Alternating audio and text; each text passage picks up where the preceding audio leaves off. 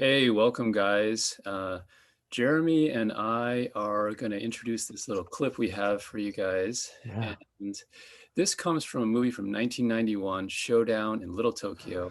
Honestly, one of my favorite movies, although it is, I will say, guilty pleasure. Rewatching it as an adult, it is quite a bit of the seedier elements that I don't think I entirely appreciated as a kid. But one of the reasons we wanted to do this was for twofold, sort of in celebration of Brandon Lee's birthday, which is on Mm. February 1st. He was born in I think the last day of the year of the dragon. So he's born in 1965, but technically it was 64, according to Lunar New Year. And it's going to be Lunar New Year uh, at mid-February. So depending on which platform you're listening to this on, it may already be that. But yeah, so this is a scene where he squares it off against former He-Man Dolph Lundgren. And so we're going to be watching this clip. It's a fairly short clip where both of them, so they're both in the police, and they're both, they haven't sort of officially met each other at this point, and they're going to be fighting some thugs and each other. So we're going to be watching this Mm. at quarter speed, as we've done in previous times when doing this. When you look on YouTube, you can see some stuff in the lower right-hand corner, and there'll be a little gear there, and you can pick the playback speed. So we're going to be watching it at 1/4 speed. Yep. Yeah, this is a fun clip. There's some really good stuff in here, and quarter speed gives us the opportunity to talk about it. Yeah, And I think really, we'd watch it even. instead of what's that? I think it almost, some of these things, it almost feels like you can't say enough even at a quarter speed Yeah. because they're moving so quickly. Yeah, I don't know if you've ever spent time in a class really unpacking application of a form, but you could, if you had nuance to it, you could Sure. spend, 20, 30 minutes unpacking a form that typically takes what, 60, 90 seconds. Right. Yeah. There's a lot there. Some of my favorite classes, I think, are we just do one or two techniques. You Mm. spend the whole time getting into it. And then at least by the time you leave, you're like, oh, well, I at least learned, one or two things that, Right. because you spent the time. Whereas Exactly. so, I'm so we're with going you. to be attempting to do that here All in right. our own little Yeah. way.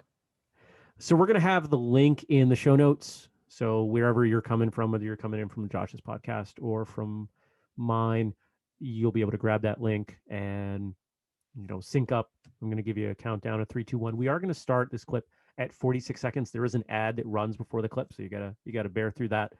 But we're at 46 seconds in. We are going to have it muted. So if you're listening to this in audio form without the benefit of watching the video, uh, I mean, heck, that might be entertaining. I don't know, but at the very least, it's going to be strange because we'll be talking about things that you're not looking at, which is odd. Yeah. So, is there anything else that we need to talk about or do before we get into it? I don't think so, Jeremy. Let's do it. All right, cool. Let's do it. All right. So again, 46 seconds. I'm counting down. 5, 4, 3, 2, 1. I love the faces on these guys. They're just Oh, yeah. like, who are you in Motorcycle jacket, holding a teacup. right? And the ties. I mean, everybody's tie and or shirt is it's 91, but it's very 80s. Oh, yeah. So loud. Still a holdover. It's a holdover from 80s, but we have to have the butterfly knife in there. Of course. Of course. And Dolph Lundgren, he's holding that teacup so gently. Like he doesn't have his whole hand on it. He's just kind of like, you can almost imagine like his pinky finger's gonna go up I while think he it does drinks. at one Does it point. really? I think it does. I missed that when it came through. And The here that knife and just that silent- simple grab and roll over the head, and he Right. doesn't spill any tea.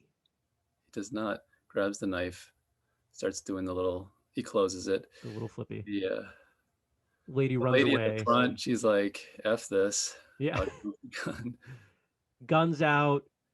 And he's still holding the teacup for some reason. There's a gun, but he's like, I don't want to drop my tea. Well, you can tell he's kind of in like restraint mode, right? He's not really, he's not smashing any heads or anything. I love how he just does that wrist lock one-handed, Yeah. typically the thing that's probably only going to work like with a non-compliant partner, unless you get the drop on somebody. Oh, there's the finger. There's the pinky. It popped right up. But I love how these guys are like, oh, there's what, five of us, four of us, and one of you. I'm drinking. Here's the pinky up There it is. again, He's got and a three finger grip. Uh, and we're still intimidating. right. There's a kick and a punch all at the same time, and somehow it knocks down but three people with two techniques. I mean, that's pretty darn impressive. I I don't don't know think anybody that's ever even done that. we were Lady talking about comes out. back kicks. Right, we were talking about back kicks before I we think recorded. he does that without even looking. So now the destruction happens, Right. breaking of. You could tell the lady was like, "Oh, go, go, go, defend my shop." He's like, "No, you're No, breaking I'm my going to shop." destroy everything in here just to prove a point, just because I can. So I love that. So he just he elbows. This is one of those things you can't do in competition, but he just That elbows the elbow guy's block leg. just drop that right down on his shin. I think we've all had that accidentally at some Right. point, Then and you it can hurts walk the next week. so much. So all pretense has gone of like, so there's wanton destruction at this point. The guy just goes through the front glass pane. I hope they have insurance. Hope so, because this is going to be a cleanup. Yeah. And that, I mean, you can see where he intentionally didn't hit him, but that Right. wasn't a bad roundhouse kick. Yeah, roundhouse kick over the counter there. And I then think Brandon Lee's. one of the things I'm most impressed with is Dolph Lundgren's technique. It's not Yeah, what I would have expected. he's a big guy, right? He's like what, 6'5" or something. He's just like, But he's got some skill. I he mean, does. you can tell that whoever choreographed this knows what they're doing. There's that armbar over the shoulder. Brandon Lee's trying to figure out what's going on, sneaking up on a very loud fight for some reason. Right. Coming Notice in. Dolph Lundgren with the vertical punch, the thumb on top, Right. and a hook kick from his waist to that guy's face. I Yeah. mean, there's quite the height discrepancy there. Yeah. And then, so Brandon Lee comes in. He's like, "Oh my God, what is going on?" And he's And Asian, so there's the assumption that it could he's be, another enemy. right, another one. He's like, "Put it down." So because Dolph has just grabbed the knife, one of the knives, which he's waving around. With no facial expression whatsoever. Right. So Brandon is in this, sort of placating, hands out. It's like, hey, hands out to the side. And then this is one of those things I would not recommend anybody doing, where he just runs and Attack the grabs. hand with a knife. Yeah. Yeah, not advisable in a self-defense situation. You must stay away from the knife. So because he could have kicked the knife out of his hand like he just does. Right. Right. That was a beautiful kick. Yeah. The next part, also one of those things that probably only best works in the movies, the back handspring kick. Not a lot of power in that technique. Well, if you miss, good. if you hit an arm or something, you're probably just going to fall on your head. And then the leg gets catched, and then of course kick over the head. Yes. Yeah. Really nice, and just resorting to, hey, we're gonna choke you until the gunshots come. And I like how they're in broad daylight, and they're not trying to cover their faces. They're just unloading from the street. Convertible, right? Convertible. Brandon goes vaulting over the counter as the papers and bullets and stuff fly. So I guess it's better than nothing. I mean, so Dolph goes diving behind a wooden table, but man, Brandon got the better of those two choices when he picked that. As several bullets hit that wooden table. I mean, you take what you can, I would guess, but I mean, better than nothing, yeah. Better than nothing, right? And off they go in their like lowrider. It's a beautiful car. It is, yeah. And somehow that car, that Mitsubishi Galant that was pulling up, didn't seem to notice the gunfire or care, and they don't put the brakes on until the last possible second. That's not a car that I want to tailgate. No. And of course, Dolph, he as the sort of bad guy cop, he carries the Desert Eagle. Right. And he finally pulls that out at the end. They're like police. They both show their badge. Now they show their badges. Oh, wait, you are also a police officer? Man, maybe we shouldn't have been fighting. Oops. And still like no facial expression whatsoever out of Dolph Lundgren. Yeah. It's like he's playing his best version of a stroke victim. Like that's what his face reminds me of. There's no expression through any of this. He's just It's all that Kyokushin training, you know. He's like, mm.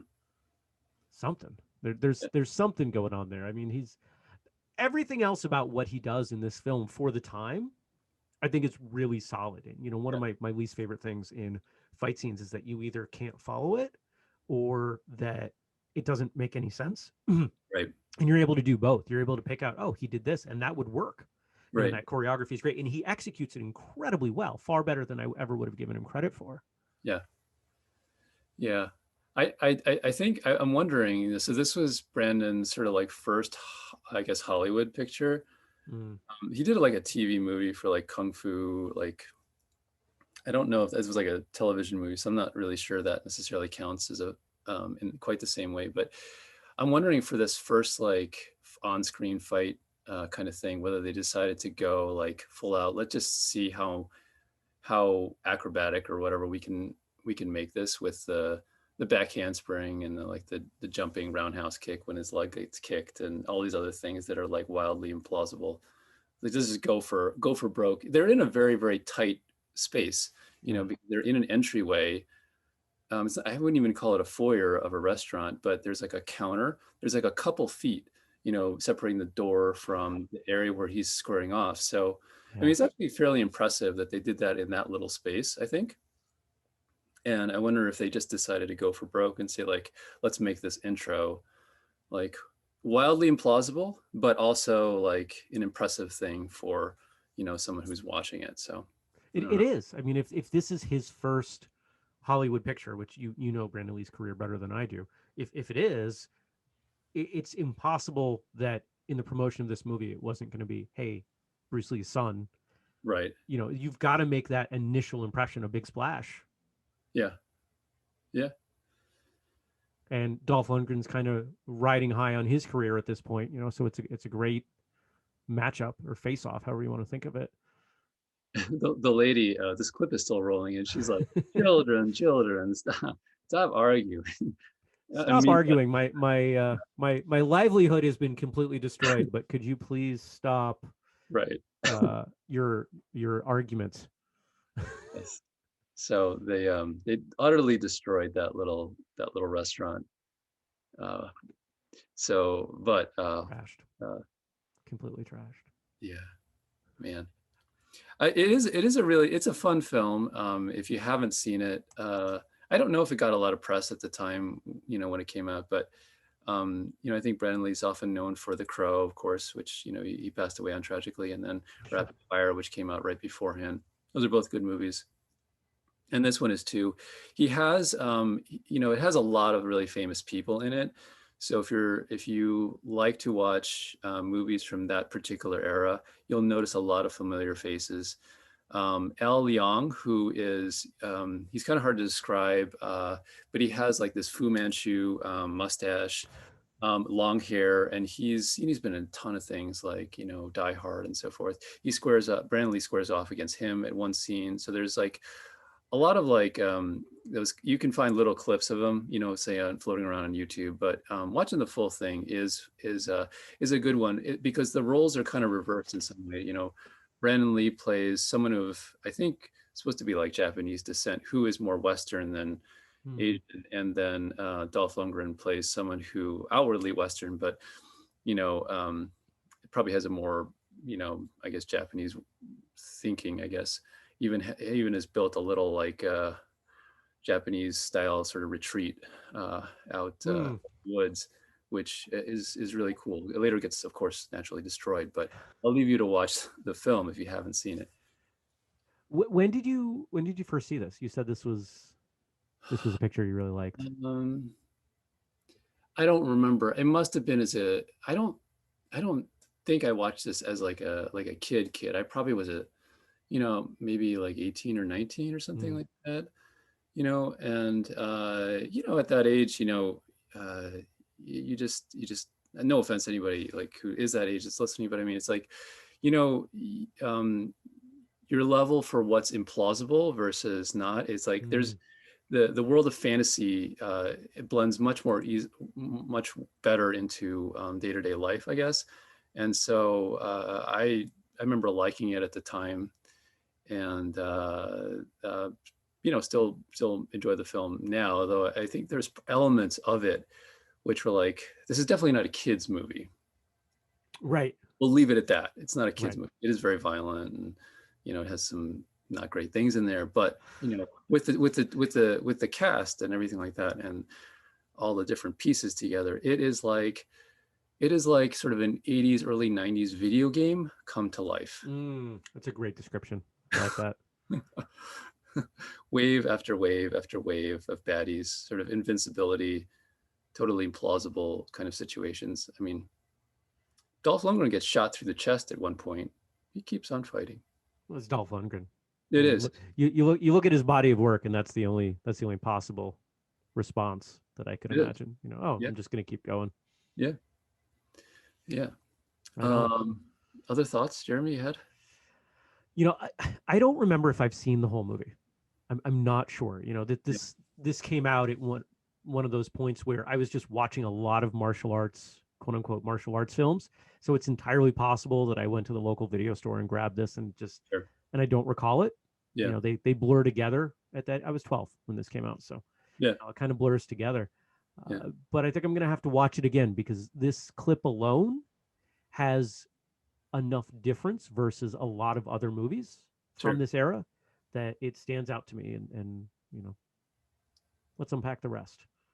Do you in the little clip that you saw, was there a favorite technique or part of it that you're like, oh, I really like how they did that, choreographed that, that sort of it, thing? it's it's when one of the bad guys ends up with the armbar over his shoulder, Dolph Lundgren's elbow over his shoulder, because Sure. um it's a movement that I see available in a lot of self-defense that nobody goes to. Yeah. Especially, I'm a smaller guy. And so most people that I'm working with are taller than me. Sure. That arm's there frequently, grab that wrist, pop that shoulder up. And to a certain degree, the taller they are, the more leverage I've got. Sure. Yeah. And I think that is the case in this particular clip, right? The guy he's squaring off again is shorter. I mean, I Yeah, think that, it's that like, was the same guy that when he hook kicked him pretty much off his hip, it was at yeah, the guy's head. There's right. quite a height disparity there. Right. Yeah. That's yeah. I think my favorite was the uh the elbow to the leg. Mm, I don't know if I necessarily would have done it exactly like that. You would have to be pretty quick to do the downward elbow at the same time the leg is coming up. But I think, as you pointed out, we've all had that happen where you know, you mean to do something else, but then you catch your foot, particularly like an instep or something like that, on an elbow. And man, yeah. we're not wearing shoes, which chances are in a dojo you're not. Man, It, that it's it's a movement that, in self-defense, you're probably not getting kicked too often. yeah, But if you do, and I think most of us train this out of us because we spend time training with people that we care about and we don't want to hurt. But if I'm trying to demo this in video, but if my hands up, if I'm guarded, it doesn't take a lot of movement from the way most people hold their hands to drop that elbow. sure, Dolph had his arms like up. I mean, they were up quite a bit, so he had to move a lot. But most of us, just to make that minor elbow correction to cover where that kick's coming, the elbow is pretty strong. It's unlikely that someone's shin is gonna break your elbow. I mean, it could happen, I guess, but yeah, it feels like a pretty safe and brutal defense. yeah. I think more likely the opposite, where that elbow is probably going to break some small bones in your foot or something like Yeah. that. Yeah. So yeah, yeah, Good stuff. good stuff. Yeah, maybe not. Although it's visually impressive, I can't imagine ever trying the back handspring kick thing. I think Not something I'd ever go to. Unless maybe I was falling. No, I think I'd still roll. Yeah, because I was trying to think like if you ever like I mean I did gymnastics in high school Mm, and stuff like that. So I definitely kicked things while doing back handsprings like, inadvertently. Like I kick something like, that happens to be there. Like sure. and you'll often go through, but sometimes if it's like a really big thing, like if you happen to catch his legs on Dolph's arms, for example, you're just kind of fold. You'll end up like in a handstand or coming down in your head. Now you're on the ground, crumpled on the ground, and then Right. Just get stepped on. It's step all on. momentum. Yeah. So to those of you watching or listening out there, we are. I think it's safe to say that neither Josh nor I recommend a back handspring as a defensive maneuver at any time. Yeah, particularly in a self-defense situation. I mean, if that seems like the best thing to do, and Then you're die probably not anyway, looking at it right. but Maybe yeah, 1 in a million. yeah, 1 in a million. Yeah, you never know, right? But as far as Brandon Lee's sort of screen Right. entrance, hey, Made a splash. you made a That splash. was the Yeah, that was the goal. All right. Anything else that we want to say about this? I don't think so. You can comment, send us a Yeah, we want message to know what you like think. that. If you have something that you would have done in this situation, aside from maybe just like getting the hell out of there. Um, That'd be my move and you want to comment on it, it's always kind of fun to hear what people have to say. So for sure. All right. thanks, Jeremy.